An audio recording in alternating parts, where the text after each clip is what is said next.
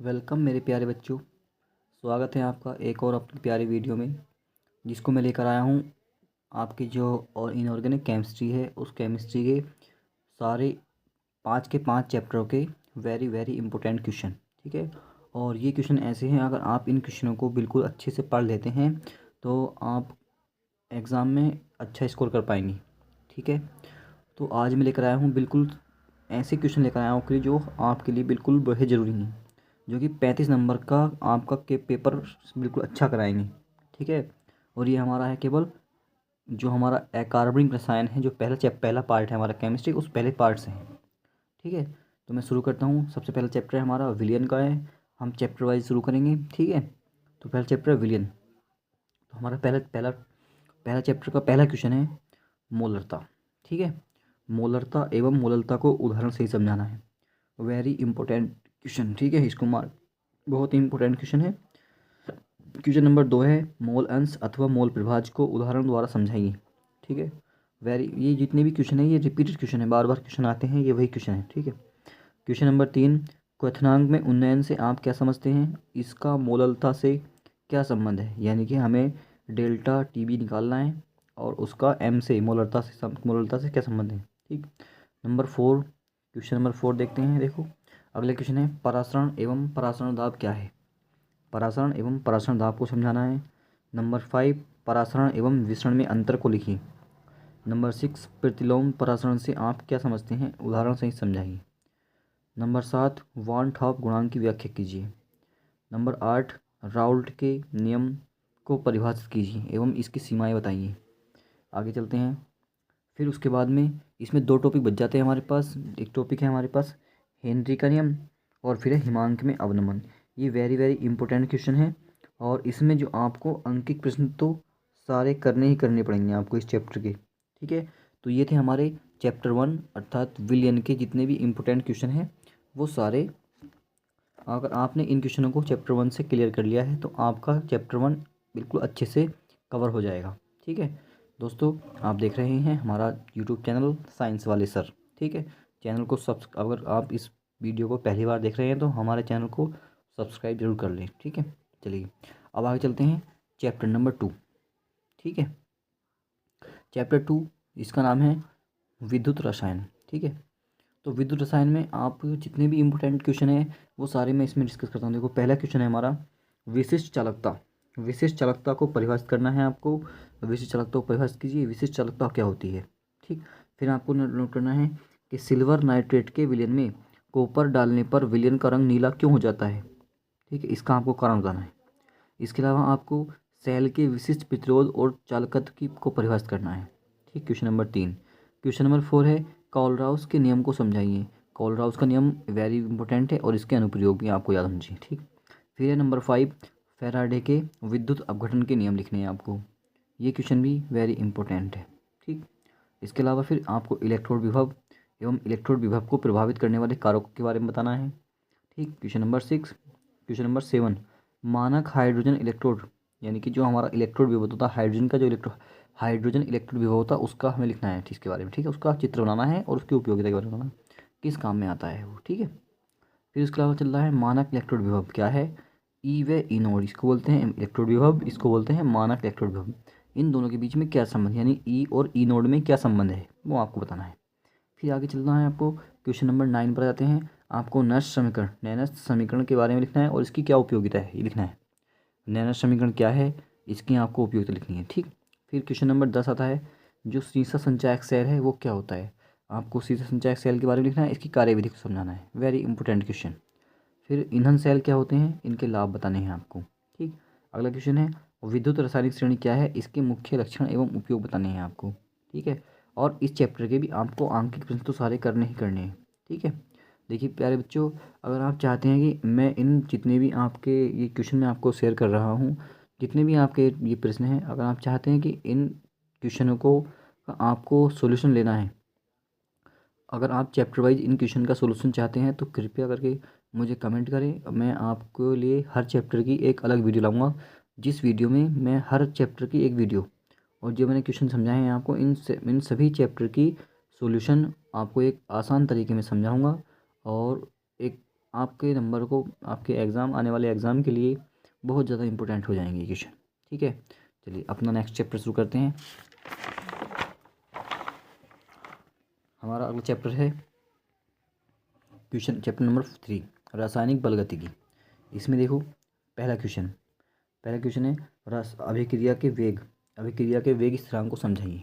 ठीक, दूसरा क्वेश्चन है हमारा शून्य कोटि की अभिक्रिया के लिए वेग स्थिरांक और वेग स्थिरांक की मात्रक लिखने हैं आपको। फिर क्वेश्चन नंबर 3 है आपका अभिक्रिया की आणविकता को समझाना है कि आणविकता क्या होती है अभिक्रिया की। ठीक है, फिर क्वेश्चन नंबर 4 है आणविकता और कोटि में क्या अंतर है, ये आपको बताना है। ये वेरी इंपॉर्टेंट क्वेश्चन है। ठीक है, और अभिक्रिया का वेग को परिभाषित करने वाले कारक, अभिक्रिया के वेग को जो कारक प्रभावित करते हैं उनके बारे में आपको लिखना है।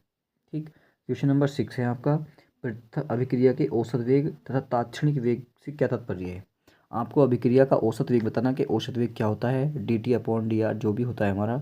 ठीक, उसके अलावा आपको प्रथम कोटि की अभिक्रिया का अभिक्रिया लिखनी है क्या होती है, और उसका वेग स्थिरांक लिखना है। क्या है वेग स्थिरांक, जो के का व्यंजक होता है, सूत्र होता है के बराबर log 203 बटा जो भी होता है सूत्र आपको लिखना है। ठीक है, क्वेश्चन नंबर 8 है आपका प्रथम कोटि की अभिक्रिया का अर्ध आयुकाल आपको लिखना है, जो बताना t½ बराबर 0690 पता नहीं क्या होता है वो, बटे टी होता है। ठीक है, वो आपको निकालना है, बटे के होता है। ठीक, क्वेश्चन नंबर 9 में आपको जितने भी इस चैप्टर के न्यूमेरिकल हैं, चाहे वो अर्ध आयुकाल के हों, चाहे वो प्रथम कोटि की अभिक्रिया के वेग स्थिरांक के हों, वो आपको सारे ही करने हैं। ठीक है, और हमारे चैनल को, साइंस वाले सर को सब्सक्राइब करना ना भूलें। ठीक है, चलिए शुरू करते हैं अगला चैप्टर। हमारा अगला चैप्टर है डी और एफ ब्लॉक के तत्व। ठीक है, और उम्मीद करता हूँ ये वीडियो आपको समझ में आ रहा होगा मैं क्या करवा रहा हूँ। ठीक है, चलिए अगला चैप्टर है डी और एफ ब्लॉक के तत्व। पहला क्वेश्चन है संक्रमण तत्व क्या है, इन्हें डी ब्लॉक के तत्व क्यों कहा जाता है। ठीक, क्वेश्चन नंबर 2 संक्रमण धातुओं के प्रमुख गुणों का वर्णन करना है आपको। ठीक, अगला क्वेश्चन है Mn3+ आयन की अपेक्षा Mn2+ आयन अधिक स्थायी होते हैं क्यों। Very important question, repeated question, कई बार आया हुआ क्वेश्चन। संक्रमण धातु एवं इनके यौगिक अनुचुंबकीय होते हैं क्यों, इसका आपको कारण बताना है कि जो संक्रमण धातुएं होती हैं और इनके जो यौगिक होते हैं वो अनुचुंबकीय होते हैं। ठीक, इसके अलावा आपको क्वेश्चन है आपका जो संक्रमण तथा डी ब्लॉक के तत्व होते हैं वो रंगीन यौगिक बनाते हैं, आखिर ऐसी क्या वजह है जिस वजह से जो डी ब्लॉक के तत्व होते हैं वो रंगीन यौगिक बनाते हैं। ठीक, क्वेश्चन नंबर 6 है, फिर आगे क्वेश्चन नंबर 6 क्वेश्चन है अंतः संक्रमण तत्व क्या है, या इनको बोलते हैं एफ ब्लॉक के तत्व। चाहे आप एफ ब्लॉक के तत्व बोल देंगे या कहेंगे अंतः संक्रमण तत्व। ठीक है, जो डी ब्लॉक के तत्व होते हैं उनको बोलते हैं हम संक्रमण तत्व, और जो हमारे एफ ब्लॉक के तत्व हैं उनको बोलते हैं अंतः संक्रमण तत्व। ठीक है, और इनके सामान्य इलेक्ट्रॉनिक विन्यास आपको लिखना है कि इनका इलेक्ट्रॉनिक विन्यास क्या होता है। ठीक, अगला है फिर एफ ब्लॉक के तत्व, जो अंतः संक्रमण तत्व हैं उन्हीं को हम एफ ब्लॉक के तत्व बोलते हैं, हमें उनकी विशेषता लिखनी है कि इनकी क्या खास बातें हैं। ठीक, फिर अगले क्वेश्चन लिखना है लेंथेनाइड संकुचन क्या होता है, यानी कि जब उनके साइज में, उनके आकार में छोटा होता है उनको बोलते हैं संकुचन। तो आपको संकुचन के बारे में लेंथेनाइड संकुचन क्या होता है। ठीक, फिर अगला क्वेश्चन आता है हमारा क्वेश्चन नंबर 9, क्या है कि परिवर्ती ऑक्सीकरण संख्या अवस्थाओं से क्या तात्पर्य है। क्वेश्चन नंबर 10 है आपका पोटेशियम डाइक्रोमेट बनाने की विधि और इसका SO2 व HCl के साथ में अभिक्रिया लिखनी है आपको। ये वेरी इंपॉर्टेंट रिपीट क्वेश्चन आया हुआ है। ठीक है, क्वेश्चन नंबर 11 है पोटेशियम परमैंगनेट बनाने की विधि और एवं इसके ऑक्जेलिक अम्ल KNO2 H2S तथा Fe2+ के से अभिक्रिया करानी है आपको। ठीक, अगला क्वेश्चन आपको करना है क्वेश्चन नंबर 12 लेंथेनाइड द्वारा कौन कौन सी ऑक्सीकरण अवस्थाएं प्रदर्शित की जाती हैं। ऑक्सीकरण अवस्थाएं क्या होती हैं इसके बारे में आपको पता होना चाहिए, और आपको जितनी भी इसमें जो भी रासायनिक अभिक्रियाएं हैं कि केवल समीकरण लिखनी होती है कि क्या होता है जब किसकी अभिक्रिया इससे होती है, तो आपको वो तो सारी करनी ही करनी है। ठीक है, ज़रूरी करनी है याद। ठीक, फिर आता है हमारा जो हमारे ऑर्गेनिक केमिस्ट्री है, उस ऑर्गेनिक केमिस्ट्री का लास्ट चैप्टर है चैप्टर 5 उप सह संयोजन यौगिक। ठीक है, तो इसके बारे में आपको डिटेल से समझना है बहुत अच्छे से कि क्या होता है। ठीक है, तो इसमें देखो क्या क्या है, इसमें भी कुछ क्वेश्चन है, 7-8 क्वेश्चन 9 क्वेश्चन है इसमें भी, ये वेरी इंपॉर्टेंट क्वेश्चन है। ठीक, पहली बात तो हमें ये बताना है कि उपसह संयोजन संख्या किसे कहते हैं। ठीक, या उपसहसंयोजन यौगिक किसे कहते हैं, उनकी संख्या क्या होती है। ठीक, उनको उदाहरण सहित समझाना है आपको। ठीक, क्वेश्चन नंबर 1। ठीक, फिर आता है क्वेश्चन नंबर 2, लिगैंड्स क्या होते हैं, ये कितने प्रकार के होते हैं, इनका आपको क्लासिफिकेशन करना है, आपको वर्गीकरण करना है किसका, लिगैंड्स का, कि लिगैंड्स क्या हैं, कितने प्रकार के होते हैं। ठीक, फिर आपको करना है क्वेश्चन नंबर 3, उपसहसंयोजन यौगिकों के आयुपेशी नामकरण। आपको नामकरण बहुत ज़्यादा ध्यान देना ना कि नामकरण कैसे करते हैं इनका। ठीक है, आयुपेशी नामकरण। ठीक, फिर है क्वेश्चन नंबर 4 है, उपसहसंयोजन यौगिकों में आयनन एवं बंधनी समव्यवता को समझाइए।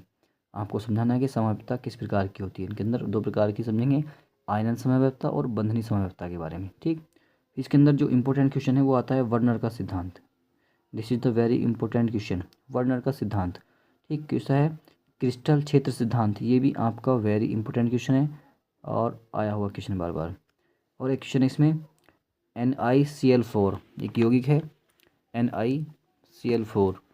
ठीक है, यहाँ पर NiCl4 2- और अनुचुंबकीय है, जबकि NiCO4 ये प्रतिचुंबकीय है। इसका क्या कारण है, ये आपको डिटेल से समझाना है। ठीक, फिर उसके वाला एक हमारा सिद्धांत है VBT, और इसको बहुत आपको याद करने के लिए ये बहुत ज़्यादा इंपॉर्टेंट क्वेश्चन है, संयोजकता बंध सिद्धांत, इसको बोलते हैं वैलेंस बॉन्ड थ्योरी।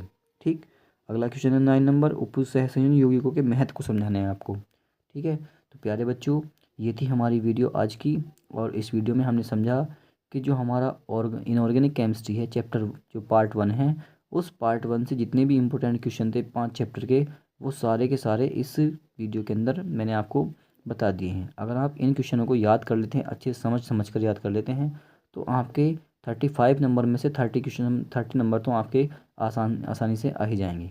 ठीक है, और अगर आप चाहते हैं कि मैं इन सारे चैप्टरों को चैप्टर वाइज इनका सोल्यूशन लेकर आऊँ, तो आप कृपया मुझे कमेंट कर सकते हैं। ठीक है, और चैनल को सब्सक्राइब करना ना भूलें और वीडियो को लाइक करना ना बिल्कुल ना भूलें। ठीक है, thank you, have a nice day.